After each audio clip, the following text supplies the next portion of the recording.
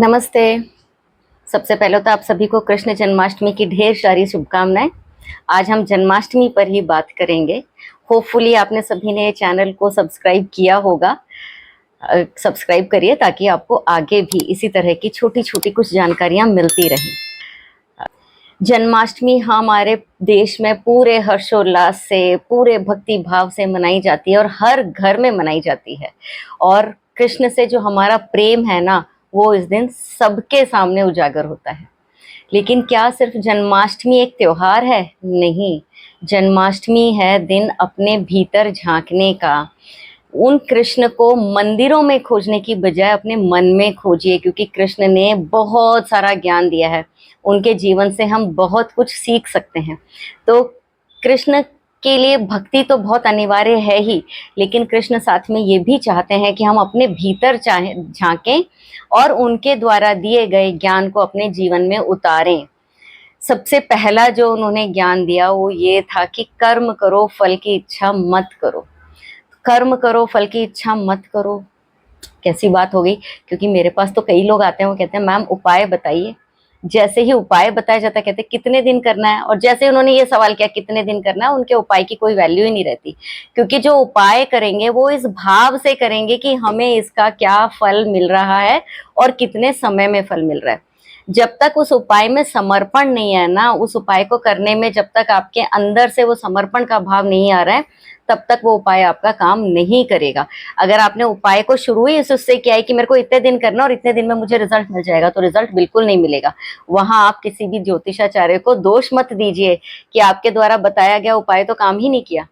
क्यों नहीं किया? क्योंकि आपने उसमें फल की इच्छा पहले जोड़ ली, कर्म को बाद में रखा। और कर्म भी आप स्वार्थवश कर रहे हैं, वहां आपका निस्वार्थ भाव नहीं है। दूसरी चीज, कितनी भी विकट परिस्थिति आ जाए, कृष्ण जी का अगर हम जन्म देखें तो जन्म से लेकर के अंत समय तक उनके जीवन में सिर्फ संघर्ष ही थे।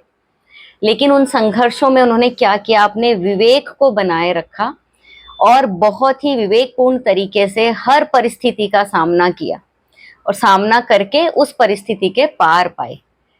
अर्जुन को भी उन्होंने कोई उपाय नहीं बताया। कुरुक्षेत्र का युद्ध वो चाहते तो टल सकता था, भगवान थे ना, क्यों करवाया कुरुक्षेत्र का युद्ध? अर्जुन को भी उपाय बता देते कोई सा कि भाई तुम ये उपाय कर लो, तुम्हें वो दुर्योधन जो है ये जमीन दे देगा।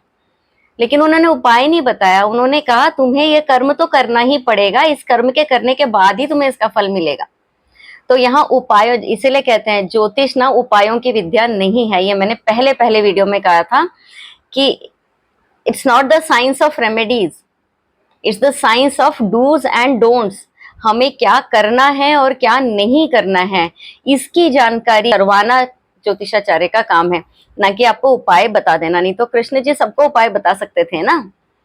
वृंदावन वासियों को उन्होंने गोवर्धन क्यों उंगली पर उठाया? उपाय बता देते भाई, उपाय बताने से हो जाती वर्षा? नहीं। तो उन्होंने उपाय कहीं नहीं बताया, उन्होंने कहा कर्म करो, कर्म सही दिशा में करो, तुम्हें उसका फल जरूर मिलेगा। इसके अलावा उन्होंने एक चीज और बताई, वो क्या? जीवन में चाहे कितने भी संघर्ष आए, कितनी भी विकट परिस्थितियां आए, हमें हमारे जीवन में संगीत और प्रेम को विशेष स्थान देना है। संगीत का मतलब यहाँ ये सिर्फ संगीत का मतलब नाचना और गाना नहीं हो गया।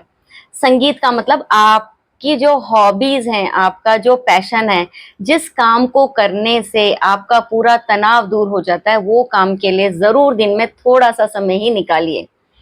कृष्ण हर रोज बांसुरी बजाते थे, कितनी भी विकट परिस्थिति है उनकी बांसुरी हमेशा उनके हाथ में रहती थी।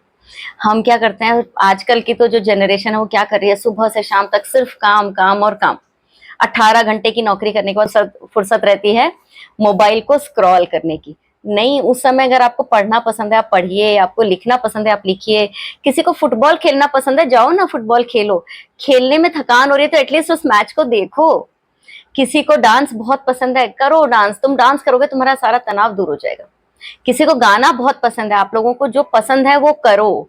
उसके करने से जीवन में जो परेशानियां आ रही हैं ना, उनसे थोड़े समय के लिए आप दूर हो जाते हैं और फिर नए सिरे से उस परेशानी के बारे में सोचने लगते हैं सकारात्मक तरीके से। तो कृष्ण हमारे भीतर हैं, वो ये कहते हैं कर्म करो, फल की इच्छा मत करो, जो भी कर्म करो उसमें पूर्ण समर्पण होना चाहिए।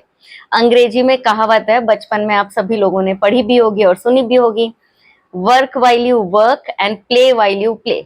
जब आप काम कर रहे हो तो सिर्फ काम करो, जब आप खेल रहे हो तो पूरा ध्यान सिर्फ खेलने में ही रखो। यानी आप जिस समय जो काम कर रहे हैं उस काम में अपना पूरा समर्पण दीजिए, अपने पूरे भाव से उस काम को करिए, जरूर से आपको सफलता मिलेगी।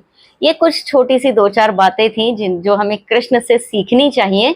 तो इस जन्माष्टमी पर हम ये प्रण लें कि हम इनमें से एक बात जरूर अपने जीवन में उतार लें, जिससे कि हमारे जीवन को एक सही दिशा मिल सके।